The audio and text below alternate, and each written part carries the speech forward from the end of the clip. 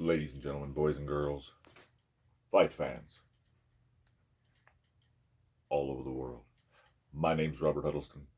This is the golden age of combat sports.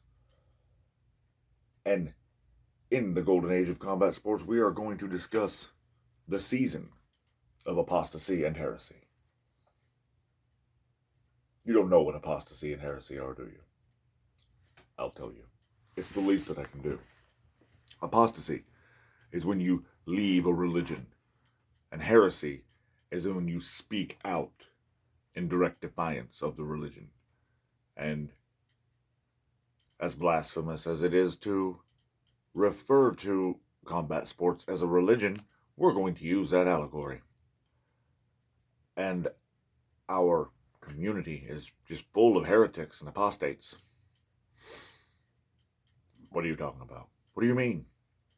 So the problem is, only the true believers can see the unrighteous. And I've saw them ever since I was a boy. I would tell people that, hey guys, Mike Tyson really isn't as good as you. I remember being at 6th grade and telling all my homeboys, hey guys, Mike Tyson isn't as good as you think. And then we'd all have to go fight at recess about it. We were going to fight about something. Fast forward a handful of years later, I'm a young man in my early 20s, and what do? Once a month, because UFC is like once a month. You go to your homeboy's house and everybody pitches in and you have a fight party. My homeboy and me would be the only two watching fights, and virtually everyone else he invited, colleagues from work, other homeboys, their various girlfriend to wife's parents. Every one of them would sit and discuss the glory days of Joe Namath. And I'm not joking. Like, they'd talk like Anderson Silva's fighting, and they're talking about the whole room's like, well, that one time when Joe Piscadick scored the 4 touchdowns in the 9th inning and the Nebraska World Championships. That was a damn man. He'd beat these pussies up right here. Him and Joe Namath would just clean the whole room up back to back. What the fuss are you talking about? You're a heretic. You don't care for what's happening here. You don't even know what you're talking about. You're a babbling heathen in the woods who has never seen the light. I thought that everyone having Google in their hand, being able to reach out and touch anything they wanted information-wise, by 2021 we would have purged. But that didn't happen. Shit, it got worse. All anybody wants to talk about is they want to see fights that count. Well, when a fight that count happens, you hate on the guy because he made a little noise for himself. Like Conor. Conor gets no love. Conor showed up and fought everybody he ever signed for. Never pulled out of a fight. Khabib fought 4 times in 4 years, and everybody loved him for it like he was this immortal gladiator. Conor showed up, win, lose, or draw, his sport, your sport. Everybody says, I'd go get knocked out by Mike Tyson for $20 million. Would you? I mean, really? Because it's not the same as a professional fighter getting knocked out by Mike Tyson. He has a lifetime of neck muscles conditioned for taking punches. He has a synapse response that when a fist gets right here, he's going to deflect ever how so much to not eat the whole brunt of that punch. You, me, us as civilians, we're going to panic and say, and get clipped in the jaw. And that's how jaws break. So that guy taking a $20 million punch and you taking a $20 million punch are not the same thing. He's taking a $20 million punch. You're getting hit by a $20 million car. But that's one. Everybody knows I'm not going to take 2 from Tyson. Would you sign up for $100 million to go fight Floyd Mayweather? He's not going to stop you. If you stand there and give him your chin, he'll stop you with 1 punch. But if you resist a little bit, he's just going to hit you and hurt you a bunch. You might even win some of these rounds. You might win 20 of 30 minutes. But when fatigue sets in a sport you're just not conditioned to do against the very best in the world, now he's not going to hit you once and put you down, one nice little clap on the chin. He's going to punch you a bunch, and it's going to hurt. It's going to be embarrassing. Would you, for $100 million, win 20 minutes of a fight to then brutally lose the next 8, 9, 10 minutes of the fight? Conor did that. Everybody's like, I'll go get knocked out for $10 million. Will you go give a 21-minute beating and then take a 9-minute beating and lose, not get your hand raised in the end for $100 million? Conor did. And when he did it, you hated on him.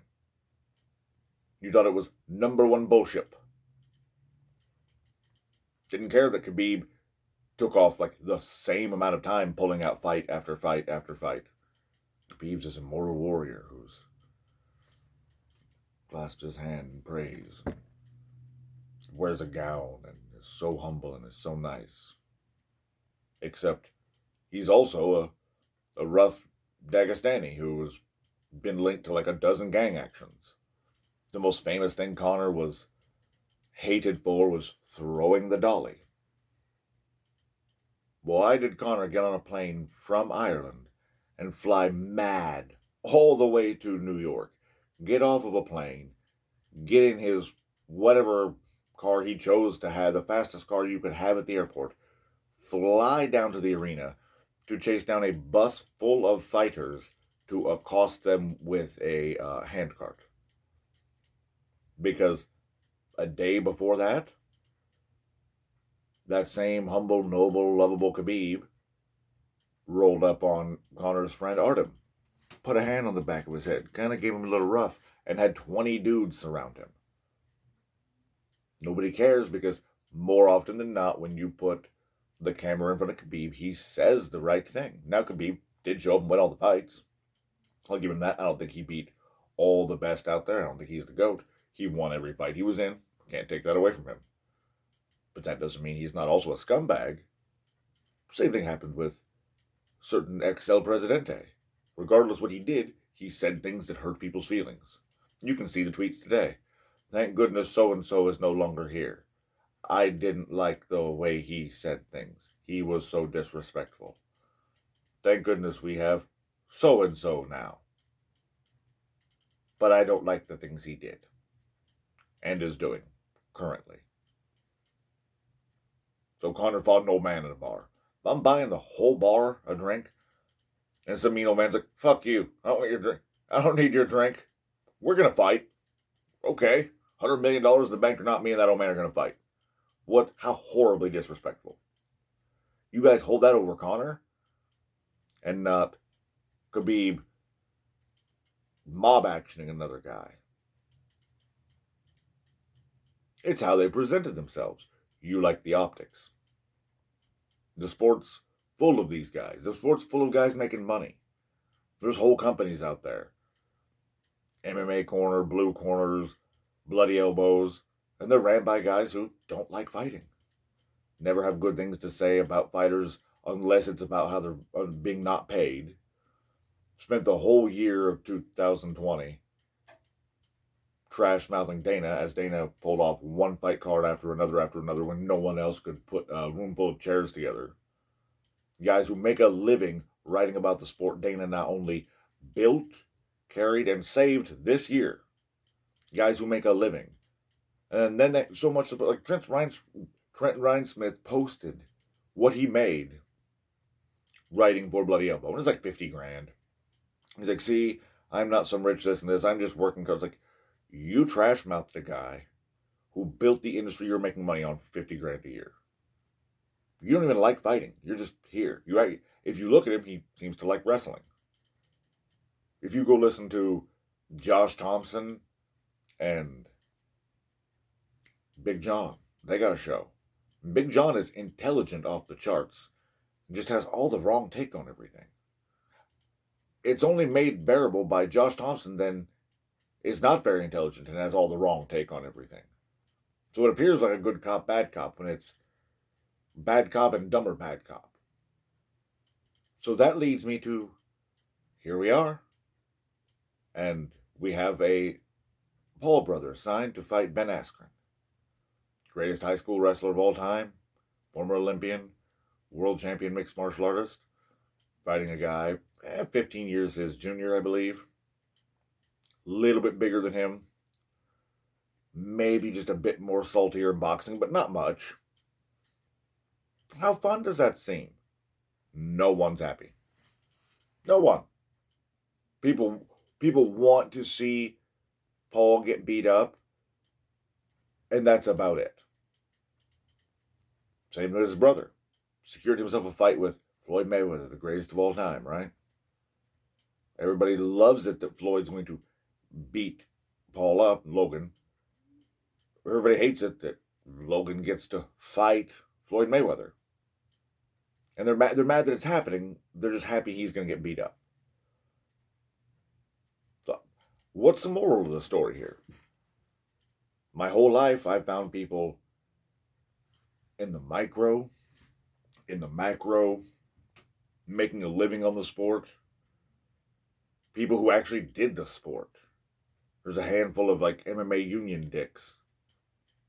Terry LaRosa, Nate Quarry, who act like because they were willing to show up and fight and lose, they should have been rewarded with a salary and benefits. And well, so what would be, so you just get to show up and proclaim yourself a fighter?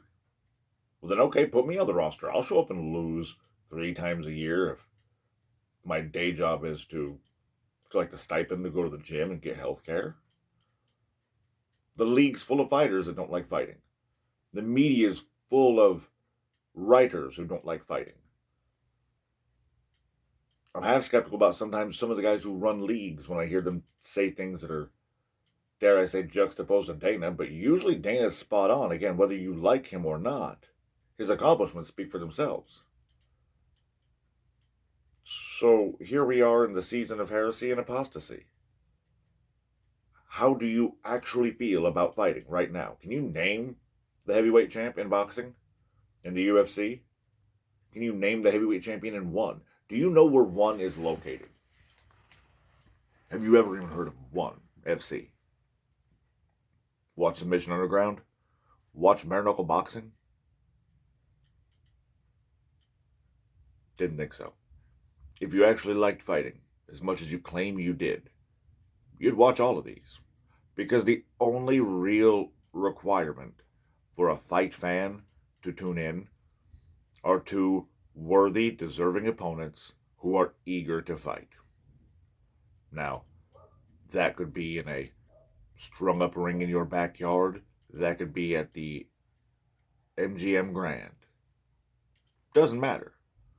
As long as you have 2 equal, capable individuals who want to fight one another. If there's any other criteria for you to write about or tune in or watch or care, then you don't like fighting. Probably never did. I get it. It's cool to put on the tap out shirt and get a backstage pass, maybe get a paycheck, maybe tell people I'm a cage fighter, tell people you went to the fight party this weekend. But if the whole time all you're doing is thinking about baseball, you're a heretic and an apostate. Like this video, share it, comment. God bless you.